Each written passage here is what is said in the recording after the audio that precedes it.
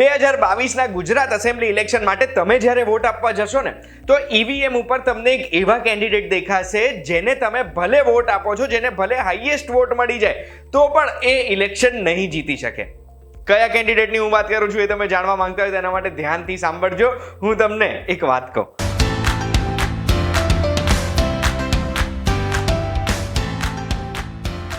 એક વાત કહું, આપનું સ્વાગત છે. મારું નામ છે ગુંજ ઠક્કર.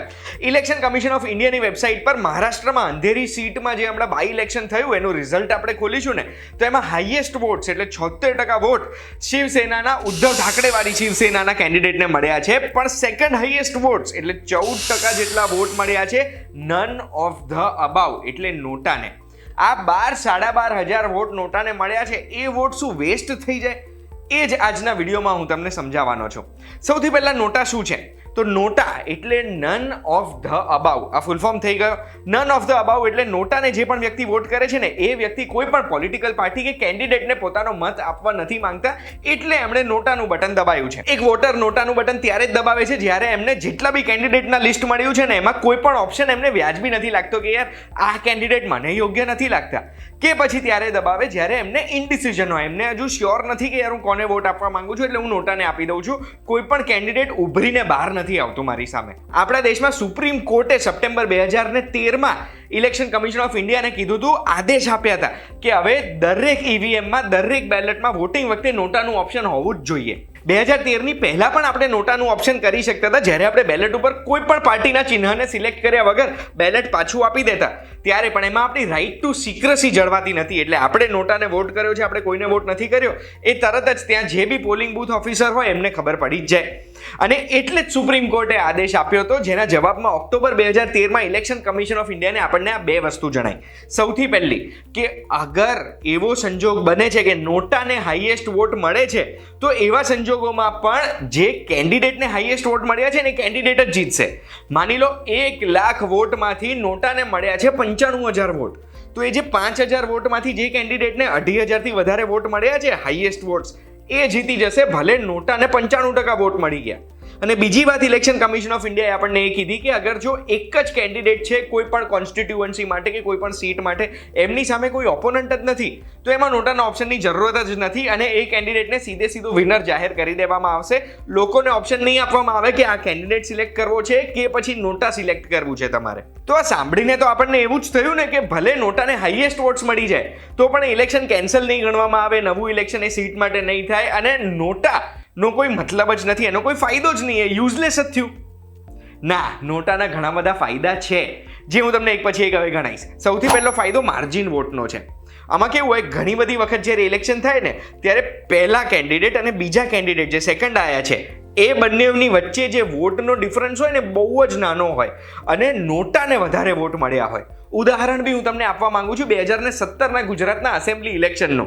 સૌથી પહેલા ગુજરાતના છોટા ઉદેપુર સીટની વાત કરીએ ને તો પહેલા અને બીજા કેન્ડિડેટની વચ્ચે 640 વોટનો જ તફાવત હતો, જ્યારે નોટાને આશરે 6,000 વોટ મળ્યા હતા. એવી રીતે જ ડાંગમાં વોટનો માર્જિન 509 વોટનો હતો, જ્યારે નોટાને ઓલમોસ્ટ 4 ગણા એટલે 2170 વોટ મળ્યા હતા.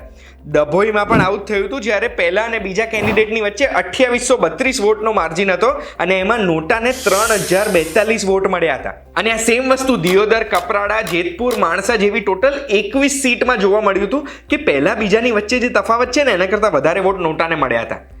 અને આ 2017 ગુજરાતના જ ઇલેક્શનની વાત કરું છું. એટલે આનાથી આપણને એવું ખબર પડે કે જો અગર નોટાનું બટન ના હોત તો લોકો કન્ફ્યુઝનમાં કોઈ પણ એક કેન્ડિડેટને પોતાના વોટ આપી દેત અને ઇલેક્શનનું રિઝલ્ટ જ આખું ફરી ગયું હોત. એના સિવાય નોટાને વોટ કરવાનો ફાયદો એ છે કે જે વ્યક્તિએ નોટા દબાવ્યું છે, ભલે એમને વોટ નથી કરવો તો પણ એ નોટા દબાઈને આવી ગયા છે તો એમનો વોટ પ્રોક્સી વોટમાં યુઝ નહીં થઈ શકે. એટલે ઘણી વખત એવા ફ્રોડ્યુલન્ટ એક્ટિવિટીઝ થતી હોય છે ઇલેક્શનમાં કે સાંજે જેટલા લોકો વોટ કરવા નથી આવ્યા એમના બદલે વોટ પ્રોક્સી વોટિંગ કરવામાં આવે. એ પ્રોક્સી વોટિંગ અવોઇડ થઈ શકે. ત્રીજો ફાયદો છે કે અગર જો નોટાને પુષ્કળ વોટ મળે છે, જેવું આપણે અંધેરી ઈસ્ટ કોન્સ્ટિટ્યુઅન્સીમાં જોયું કે સેકન્ડ હાઈએસ્ટ વોટ્સ નોટાને મળ્યા, તો એનાથી પોલિટિકલ પાર્ટીઝને, ત્યાંની જનતાને બધાને ખબર પડે કે અહીંયાના કેન્ડિડેટ્સમાં જ દમ નથી કે નોટાને આટલા બધા વોટ મળે છે, એટલે એ રીતે આગળ જતા ડિસિઝન લેવામાં એ લોકોને ખબર પડે. ADR એટલે એસોસિએશન ઓફ ડેમોક્રેટિક રિફોર્મ્સ એક ઇલેક્શન વોચડોગ છે જે ઇલેક્શન ઉપર ઝીણી નજરોથી ધ્યાન રાખે છે એવું આપણાથી કહી શકાય. એમણે પણ એમનો ઓપિનિયન જાહેર કર્યો છે. એવું કહે છે કે જો અગર નોટાને મેજોરિટી વોટ મળે છે તો રી-ઇલેક્શન થવું જોઈએ. આ હું મારું ઓપિનિયન તમારી જોડે શેર કરવા માંગુ છું કે અગર નોટાને મેજોરિટી નહીં પણ નોટાને 50%થી વધુ વોટ અગર મળે ને તો જ રી-ઇલેક્શન કરાવવું જોઈએ, બધા કેન્ડિડેટને કેન્સલ કરીને. પછી આપણા દેશમાં એક નિયમ છે કે કોઈ પણ કેન્ડિડેટને 16% એટલે 1/6 કરતાં ઓછા લોકોએ વોટ કર્યું છે ને એ જગ્યાએ, એટલે 16% એમનો વોટ શેર નથી તો એમનું ડિપોઝિટ જતી રહેશે. 25,000 કે 10,000 જે ડિપોઝિટ ભરતા હોય, તો અગર જો નોટાને 50%થી વધારે વોટ મળી જાય તો એ દરેક કેન્ડિડેટનું ડિપોઝિટ જતું રહેવું જોઈએ, એટલે ખર્ચામાં મદદ કરે.